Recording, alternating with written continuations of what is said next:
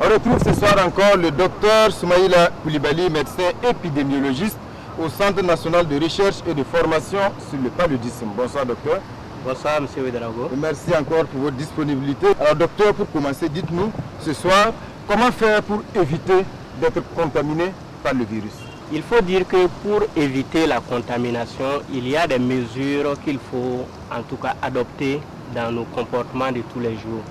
Notamment, c'est de se laver régulièrement les mains avec de l'eau et du savon, de désinfecter sa main avec une solution hydroalcoolique ou un gel hydroalcoolique. Voilà. Et en plus de cela, il faut dire que pour une personne qui tousse, voilà, cette personne doit utiliser un mouchoir où elle doit être amenée à tousser au niveau du pli de son coude. Donc, un peu comme ça, voilà, pour éviter de répandre le virus dans l'air. Alors docteur, on le voit depuis donc l'apparition de cette maladie et depuis bien sûr le premier cas au Burkina Faso, on voit donc la sensibilisation apportée. Dans la rue, on croise tout le monde donc porte un masque de protection. Pourtant, certains estiment que le masque ne devrait pas être porté par tout le monde. Alors, qu'en est-il exactement? Qui doit porter le masque?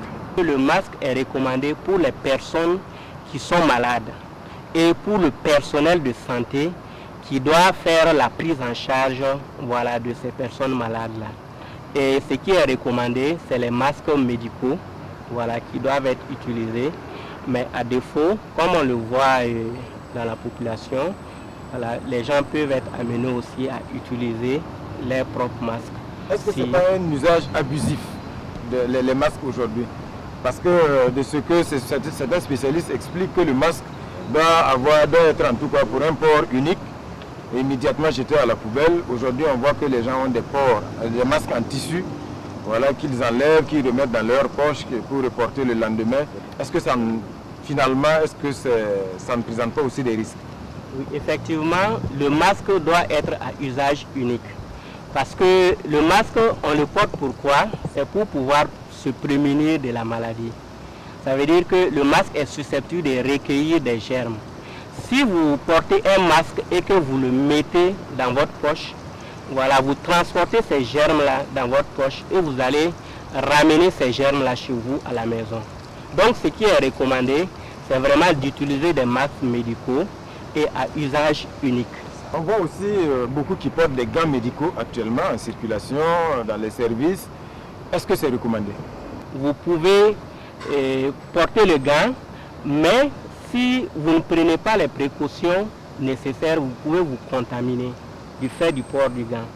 Parce que le gant est à usage unique et le gant doit être porté pour faire un geste ponctuel. Et dès que ce geste est fait, vous devez retirer le gant de façon sécurisée et le jeter. Alors docteur, est-ce qu'il y a aujourd'hui un traitement préventif contre le coronavirus? C'est vrai qu'il y a beaucoup de supputations qu'il y a autour du traitement préventif lié au coronavirus. Mais aujourd'hui, pour ce qui est des évidences scientifiques, nous ne disposons pas actuellement d'un traitement homologué, voilà, préventif pour le coronavirus. Beaucoup pensent que la chloroquine aujourd'hui est la solution. Est-ce qu'il y a des risques liés à cela? Oui, bien sûr. Cela peut être lié à un risque accru pour ceux qui s'adonnent à cette pratique. Parce que la chloroquine, comme vous le savez, a des effets notoires, voilà, qui doivent être connus par ceux qui le prennent. Donc, si par exemple vous avez une sensibilité à la chloroquine, voilà, que vous prenez la chloroquine, vous pouvez faire des réactions graves liées à cela. Mais aussi, comme il n'y a pas d'évidence, voilà, nous recommandons aux gens de se conformer aux recommandations qui sont faites par le ministère de la Santé actuellement, voilà, pour ce qui est des mesures préventives. Docteur, pour finir, c'est quoi se confiner exactement? En quoi cela consiste? Nous pouvons définir le confinement comme étant une restriction de mobilité, voilà, d'une personne, voilà, pour un but bien donné. Voilà, dans le cadre de la maladie à coronavirus, voilà, on peut être amené, voilà, à confiner des patients du fait que... Ça veut dire que les patients restent chez eux?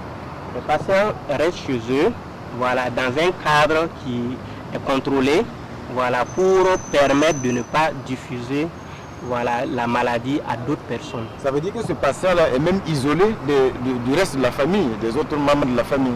Ce patient-là doit être isolé des autres membres puisqu'il peut être un danger pour les autres membres.